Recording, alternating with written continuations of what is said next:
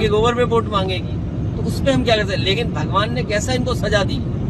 आपके यहाँ बड़ा मंदिर बना था, बताओ एक हवा के झोंके ने सब मूर्तियां तोड़ दी थी कि नहीं तोड़ी, सजा मिली कि नहीं मिली। और बीजेपी के लोग इतना झूठ बोलते हैं। महिला विधेयक पास किया, अभी टिकट कितनी घोषित हुई है, क्या उसमें 33% महिलाओं को टिकट मिला है। तो भगवान श्री राम का मंदिर बन रहा है, वहाँ सब लोग आएंगे, सब लोग दर्शन करेंगे। क्या विधानसभा में भी इंडिया वर्सेस भारत काम करेगा?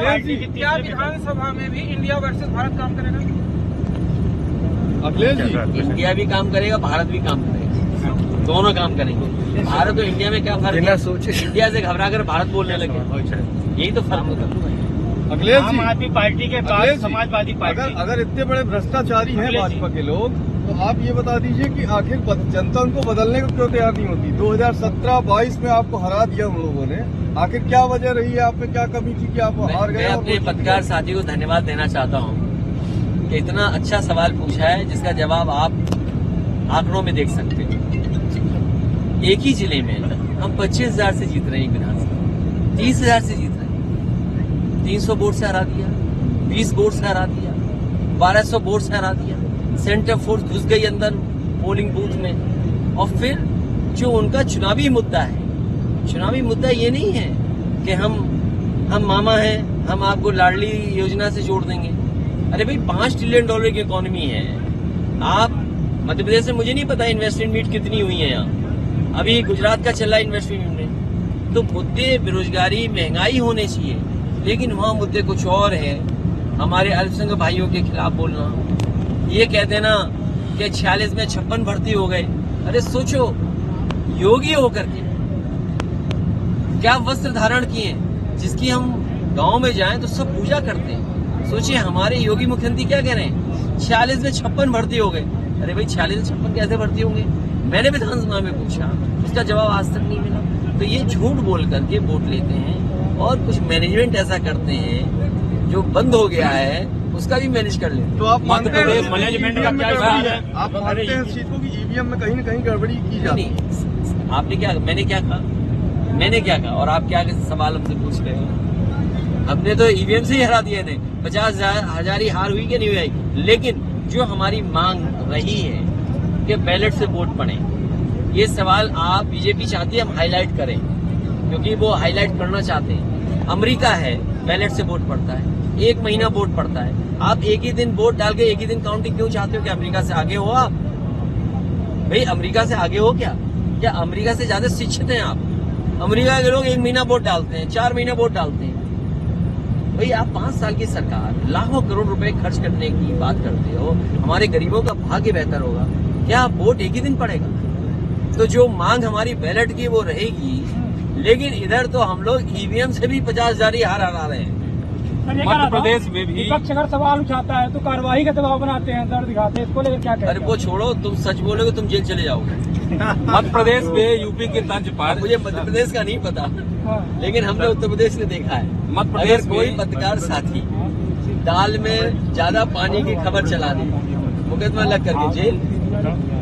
कोई पत्रकार अगर सच्ची रिपोर्ट सड़क की दिखा दे, झूठा मुकदमा लगा के पुलिस पीछे। तो अब मुझे मध्य प्रदेश में नहीं पता है कि यहाँ क्या व्यवस्था है। बुलडोजर यूपी के तर्ज पर मध्य प्रदेश में बुलडोजर मामा चला रहे हैं। देखिए, बुलडोजर की चाबी तब खो जाती है जब बीजेपी के लोग घटना करते हैं। जब कहीं बीजेपी के लोग काम करते हैं, अन्याय बीजेपी के लोग करते हैं, भूमाफिया बीजेपी के लोग बन गए हैं, तो उनकी बुलडोजर की चाबी खो जाती है।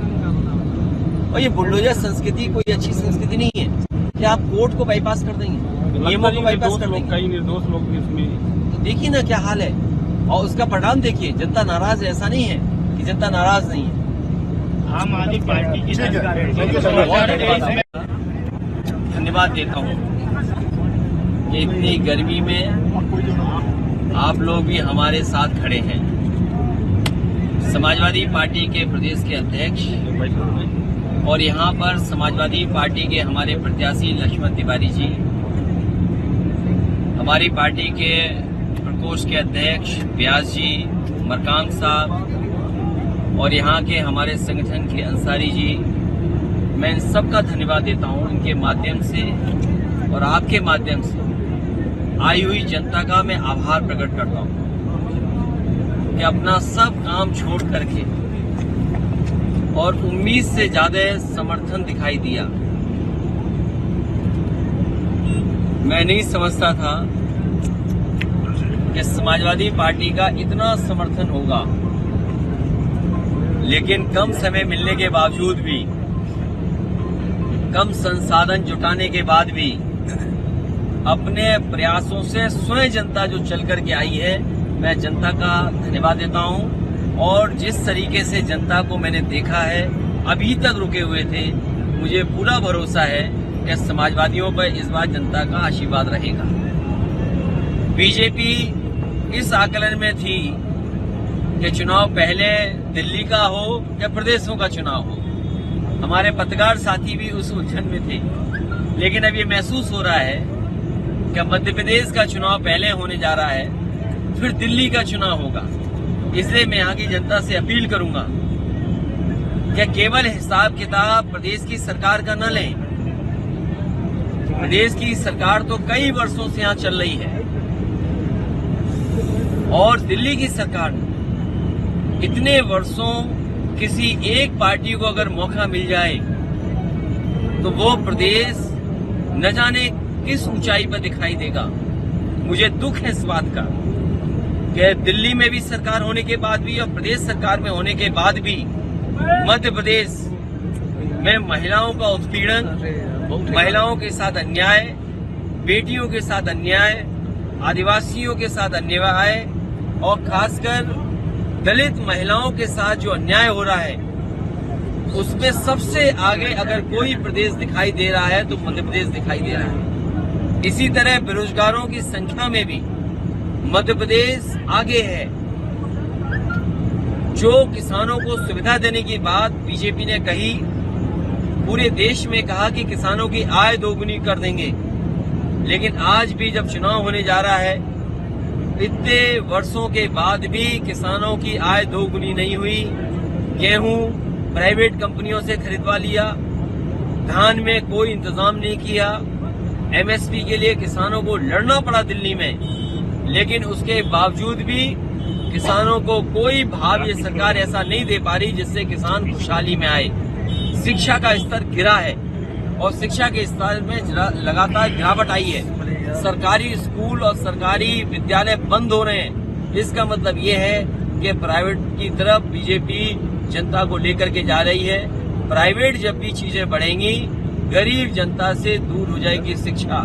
स्वास्थ्य के आकलन में भी मध्य प्रदेश ने कोई चमत्कार का काम नहीं किया है, बहुत पीछे है। स्वास्थ्य के क्षेत्र में कहने को तो ये कह सकते हैं कि उन्होंने मेडिकल कॉलेज बनाए हैं, लेकिन जो सुविधाएं गरीबों को होनी चाहिए, जो सुविधाएं तुरंत मिलनी चाहिए, वो सुविधाएं ये सरकार नहीं दे पा रही है।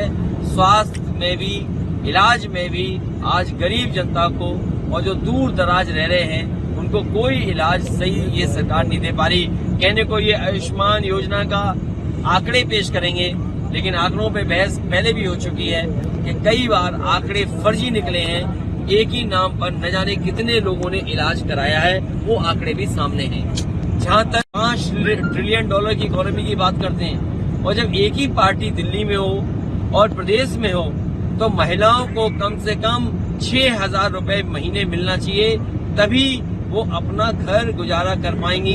अगर महिला के हाथ में पैसा होगा तो उसको सम्मान भी मिलेगा, अपने बच्चों को पढ़ा लिखा भी लेगी, बच्चों को कपड़े भी अच्छे पहना देगी, बच्चों को खिलाने पिलाने का इंतजाम भी अच्छा कर देगी। इसलिए समाजवादी पार्टी का मानना है, उत्तर प्रदेश में हालांकि हम लोगों ने पिछले चुनाव में कहा था कि समाजवादी पेंशन महिलाओं को 3,000 की जाएगी। हमें खुशी इस बात की कि देश में सबसे पहले अगर पेंशन ही देने की योजना, और खासकर गरीब महिलाओं को, आदिवासी और पिछड़ी दलित महिलाओं को किसी ने शुरू किया था तो समाजवादी लोगों ने किया था, और वही उदाहरण दूसरे प्रदेशों में बनाए। समाजवादी पार्टी का मानना है कि जब तक 6,000 रुपए आप नहीं दोगे, तब तक हमारी माँ अपने बेटों को, बच्चों को देखभाल, पढ़ाई नहीं करा पाएगी, ना घर का इंतजाम कर पाएगी। इसलिए अगर कोई भी समाजवादी पेंशन देनी पड़ेगी तो 6,000 देंगे। जहाँ तक बिजली को लेकर के बड़े बड़े सपने दिखाए गए हैं, कि हमने देश का नहीं, हो सकता है दुनिया का भी सबसे बड़ा सोलर प्लांट लगाया हो, लेकिन सोलर प्लांट लगने से नहीं सवाल है। सवाल ये क्या उस बिजली के बनने से गरीब को क्या लाभ हुआ है। मुझे याद है कि देश के राष्ट्रपति रहे कलाम साहब, उन्होंने कन्नौज में मेरे सामने मेरे साथ उन्होंने सुझाव दिया था कि पूरे गांव को सोलर से आप सोलर बिजली से पूरा कर दीजिए। मैंने सोलर बिजली से पूरा गांव इंतजाम कर दिया था और कलाम साहब खुद आए थे उद्घाटन करने के लिए। वो आज भी उस तरह के गांव बहुत सारे बन करके तैयार हो गए थे। जब से बीजेपी की सरकार आई है वो भी काम रुक गया है। अगर सोलर की कहीं सबसे ज्यादा क्षमता है और कहीं सबसे ज्यादा लाभ पहुंचाया जा सकता है तो हमारे गरीब, अगर यूपी में 1 ग्राम सभा में कम पैसे में चक्की के लिए, ट्यूबवेल के लिए, उनके घर की बिजली के लिए इंतजाम हो सकता है तो मध्य प्रदेश में क्यों नहीं इस तरह की विशेष योजना भी लागू करने का काम करेंगे। जो आपके सबसे बड़े प्लांट की बिजली बन रही है वो मध्य प्रदेश के गरीब को नहीं मिल रही, न जाने किसको मिल रही होगी। उसको ले जाने के लिए, वहां तक पहुंचाने के लिए न जाने किस बीजेपी के नेता को मुनाफा मिल रहा होगा। कितनी सीटों पर चुनाव लड़ाएगी? अभी कह पाना मुश्किल है, लेकिन मैं ये कह सकता हूँ और आप पत्रकार साथी जानते होंगे वो समय जिस समय कांग्रेस पार्टी को अपना बहुमत सिद्ध करना था, गवर्नर के यहाँ गिनती बतानी थी, सबसे पहले अगर किसी दल को ढूंढा गया था तो वो समाजवादी पार्टी थी। और मुझे याद है उस समय के मुख्यमंत्री जी ने मुझसे समर्थन के लिए मांग की थी। मैंने बिना हिचके हुए और बिना किसी शर्त के पहले विधायक का समर्थन समाजवादी पार्टी ने दिया था और उसी की वजह से कांग्रेस की सरकार यहाँ बनी थी। उसके बाद बहुजन समाज पार्टी ने समर्थन दिया। मध्य प्रदेश की केंद्रीय मंत्री चुनाव लड़ रहे हैं विधानसभा, ये इसलिए लड़ रहे हैं कि जनता को धोखा देंगे कि इतने हमारे मुख्यमंत्री हैं, इनमें से चुन लो, इन मुख्यमंत्री बनाए जाएंगे। इंडिया गठबंधन के आप प्रमुख घटक हैं, अगला कदम क्या होगा इंडिया गठबंधन? अगला कदम यह है कि जाति जनगणना पे जनता को जोड़ा जाए, जाति जनगणना जनता को समझाया जाए। और खुशी इस बात की है कि चमत्कार हो गया है, कांग्रेस पार्टी भी जाति जनगणना के पक्ष में आ गई। जिसने कभी लोकसभा में जाति जनगणना के खिलाफ खड़े हो गए थे, मुझे याद है वो समय में लोकसभा में था नेताजी शरद यादव जी, आदरणीय लालू प्रसाद यादव जी और दक्षिण के सभी नेताओं ने मांग की थी कि जो सेंसस हो रहा है वो जाति के आधार पर हो, लेकिन उसने कांग्रेस से स्वीकार नहीं किया था। मुझे खुशी है इस बात की कि कांग्रेस भी अब पीडीए के रास्ते पर आ गई है और जाति जनगणना के पक्ष में आ गई है। इससे बड़ी उपलब्धि और क्या हो सकती है। रावण के उपासक लगता है विधानसभा चुनाव में लेकिन उत्तराखंड में आपको आरोप लग रहा है कि वहाँ पर आप कांग्रेस के साथ नहीं हुए, इसलिए सीट हारी। देखिए, उत्तर प्रदेश में जिस समय बाई इलेक्शन हुआ, जितने भी भारतीय जनता पार्टी के खिलाफ दल हैं और जो हमारे सहयोगी दल हैं, मैंने उनसे सबसे चिट्ठी लिख करके समर्थन मांगा। लेकिन उत्तराखंड में हो सकता है कांग्रेस को ये लगता हो कि बिना समर्थन के ही हम जीत जाएंगे। उन्होंने किसी समाजवादी को नहीं पूछा और उसका परिणाम क्या हुआ। अगर समर्थन मांगा होता तो समाजवादियों ने समर्थन दिया होता, क्योंकि समाजवादी पार्टी वो दल है जो इंडिया को मजबूत करना चाहता है, इंडिया गठबंधन को मजबूत करना चाहता है। उत्तर प्रदेश में समाजवादी पार्टी बीजेपी को रोकेगी तो दिल्ली में बीजेपी रोकेगी।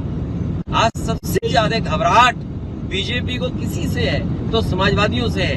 अभी हाल में देखा नहीं आपने, जब दिल्ली में G20 चल रहा था तो घोसी में कितनी बुरी हार हुई भारतीय जनता पार्टी की।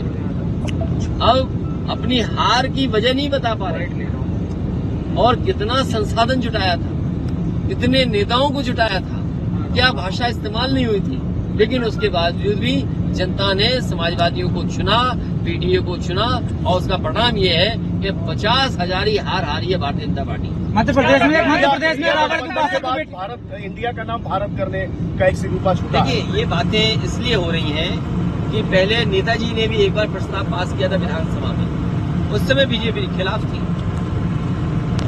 जब नेताजी ने विधानसभा में ये प्रस्ताव रखा था उन परिस्थितियों के हिसाब से कि इंडिया का नाम भारत कर दिया है, उस समय बीजेपी ने खिलाफ थे, बीजेपी के लोग वॉकआउट कर रहे थे हाउस में। आज इन्हें भारत क्यों याद आ गया? ये भारत याद करें या कुछ और याद करें, इंडिया इस बार इनको हराएगा। मध्य प्रदेश में रावण के उपासक पर विधानसभा में आप गठबंधन करेंगे अभी विधानसभा चुनाव में? नहीं, हमारा देखिए हम बहुत क्लियर हैं, हमें किसी से कोई क्लियरिटी का सवाल नहीं है। हमारी पार्टी है यहाँ, हमारे विधायक थे, हमारी पार्टी को वोट मिलता है, जो हम अपनी पार्टी को एसेस कर रहे हैं, जो हमारी पार्टी के अच्छे कार्यकर्ता नेता हैं आकलन करेंगे और वो बात रखी जाएगी जो प्लेटफॉर्म है उस पर कि हमारी पार्टी के ये प्रत्याशी हैं, हम इनके पक्ष